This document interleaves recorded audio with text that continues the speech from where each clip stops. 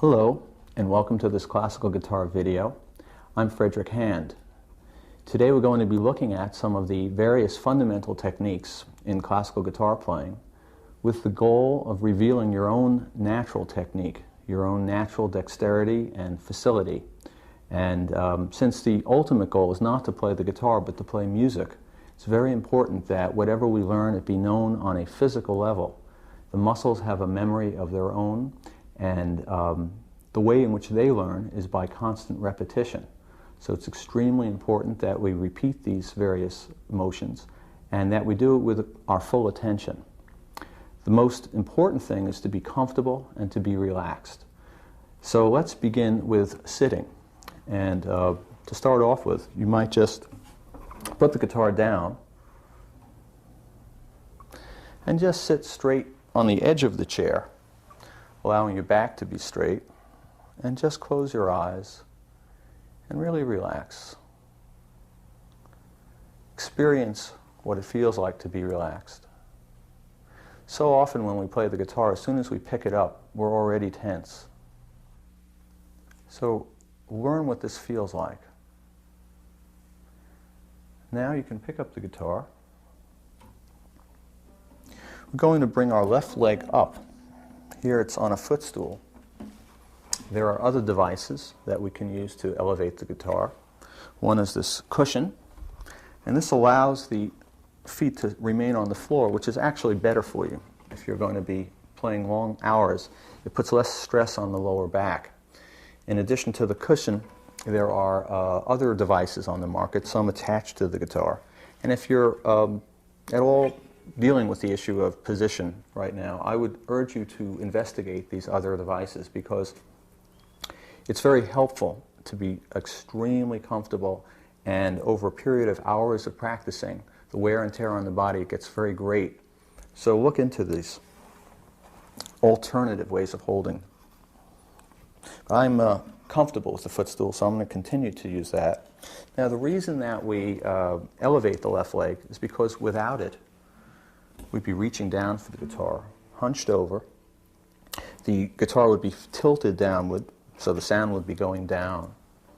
By elevating it, keep the guitar slightly tilted.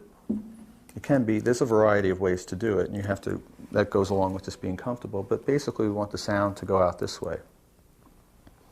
So you're sitting up, and the right arm goes over the guitar and holds the guitar without pressing in. Just the weight of the arm holds the guitar.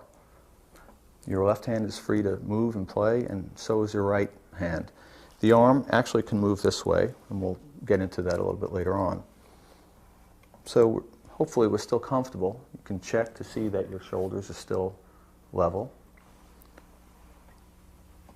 And in terms of playing position with the right hand, we would just bring it up to the guitar like that. And in doing so, make sure that no tension has creeped in. Let's begin with the right hand. Before we can actually deal with the playing positions, we need to talk about fingernails. It's extremely important that our nails have the proper shape so that we can play with a good tone. And the way to look at your nails would be straight on like this, so that you can see the shape of the nail.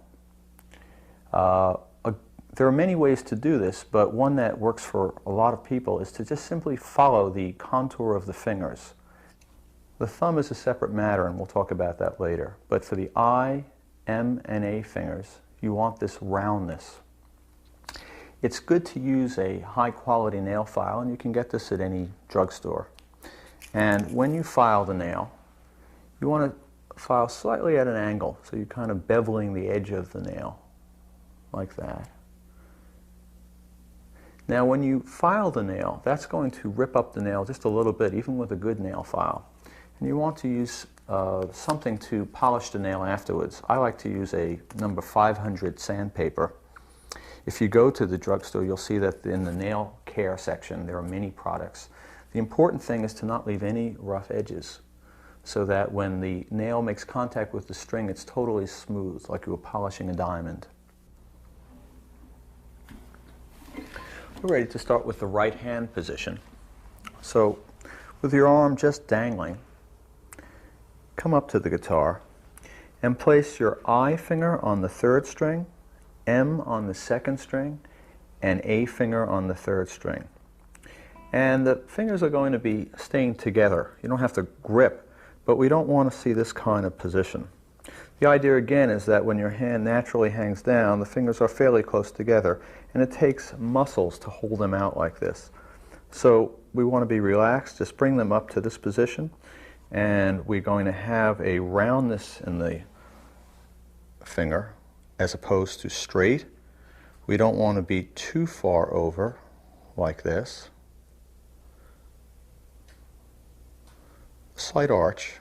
We'll talk more about that later. If we get too much arch, we're going to be stretching skin and tendons over the bone, and that's not going to be comfortable. If we get too flat a wrist, we're not going to be able to pluck with the right stroke. We're going to have to pluck up, which we don't want to do. So again, be very comfortable and experiment. You might find putting the arm here, depending on how long your arm is, might be better. For shorter people, they're going to come over more at this angle. Keep that shoulder low, that's a key. Now, one very important angle is a V that's formed with the thumb. The reason for that V is that as we follow through, if our thumb is right over the I finger, they meet and there's not room to follow through. So we need to plant the hand in such a way where the finger can freely move. It's going to touch the thumb when you pluck with the I, but after the stroke, and the same thing holds true for the thumb. Might be good at this point to tune up. So here's the E string.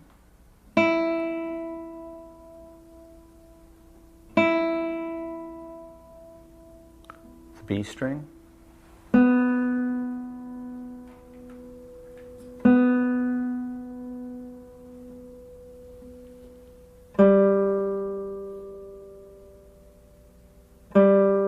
That's G. Here's D.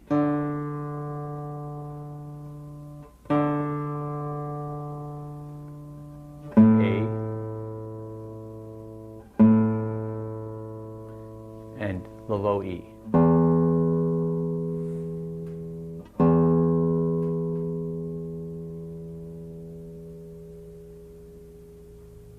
We want our hand to come over the guitar in such a way that we're about halfway over the sound hole.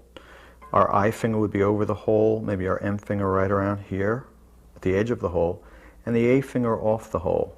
This differs from guitar to guitar, but that's a good basic place to start. Sometimes our arm comes over the guitar comfortably somewhere else, but you're going to have to adjust and become comfortable with it here because this is more of a darker, muted sound, and this is more the norm. And as we move the hand, we go towards the bridge, we get ponticello. So let's consider this our basic position. From a set position, allow the first finger to just move and come back. The return is very important. As we pull the finger in, we're contracting a muscle. And so the quicker we return, the quicker we relax that muscle. The other important thing is that we want to return immediately to playing position. So just try that stroke a few times and allow some space in between the strokes. Then try the M finger.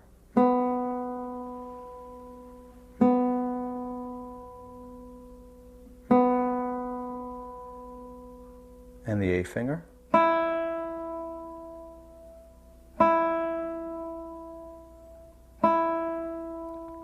Notice that the hand stays steady. It's the fingers that move, so we shouldn't see this kind of motion.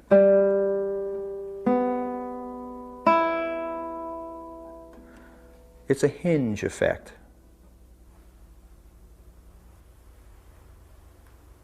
Whether we're using one finger or we can use all the fingers.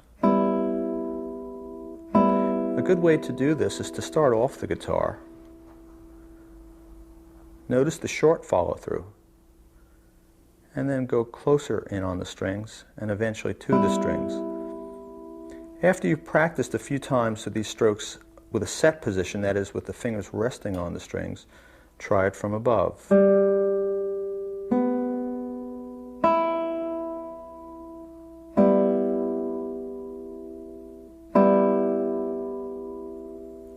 Now this is the basic stroke, and even though it may seem very elementary, it's surprising how many advanced players have some difficulty with this stroke. As we proceed on, we'll see how essential it is for the basic stroke to be in this manner. As we add more motion to a stroke, we lose the efficiency of the stroke and also the relaxation. For right now, make sure that the pressure that you're using on the strings is very light, very easy, no effort whatsoever.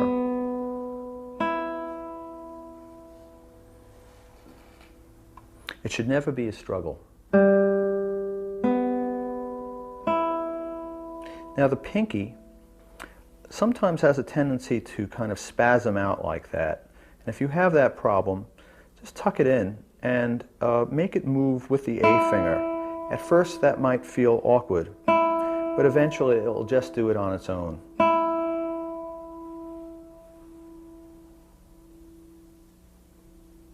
So let's put our I, M, and A fingers on the first, second, and third strings.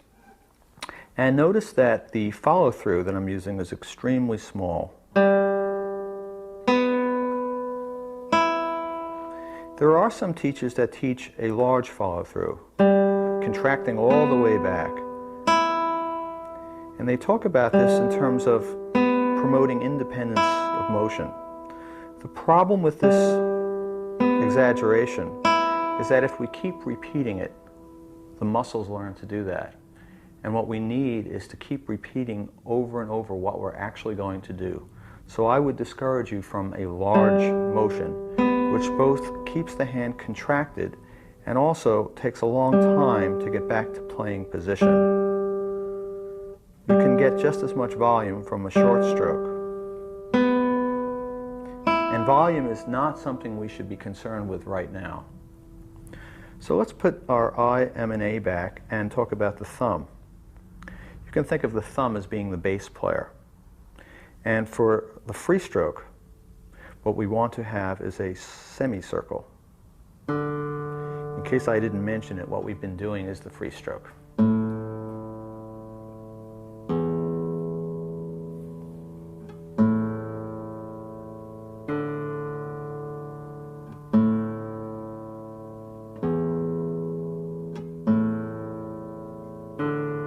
If we simply stroke down, we're not ready to play again. So the semicircle is a way of coming back to playing position. If we come back in the same way that we went down, we're going to bump against the string. So just slightly avoid it. And incidentally, the same thing holds true for I, M, and A. Obviously, we don't return like that, or we'll pluck the string on the downward stroke, but we just simply avoid it. It's not a big motion. Now we're ready to play P, I, M, and A together. Notice that they move in contrary motion and return to playing position in contrary motion. You can try them on different strings. Again, see how small that motion actually is.